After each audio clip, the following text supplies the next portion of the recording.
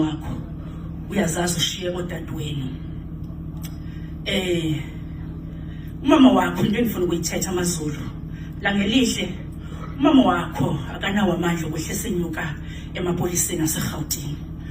Uyayazi imishini eyenzeka eGauteng. Into engifuna ukukuxelela yona mfana kithi, usebenze nobusebenze kanjani. Into endikunika yona usebenze nobusebenze kanjani. Uba indoda ithi xa ingena ubuhlala ehostel ufika uhleli phezulu kwebhedi. Ithi indoda bethi ishunqisa intelezi yensizwa ufika uphezulu elekuzeni kwizinto zakhona. Izithi noba iphi la ngelihle ifika ukhona uphezulu kwayo. Izithi noba wenzani ufike wena ube phezulu kwayo egameni kamamakho. Mamakho siqiniseko angahli esenyuka emapoliseni. Akazuba nazo imali ezawufuma, akazuba nayo imali yamagqwetha. Uyazazi ushiye isimo esinjani ekhaya.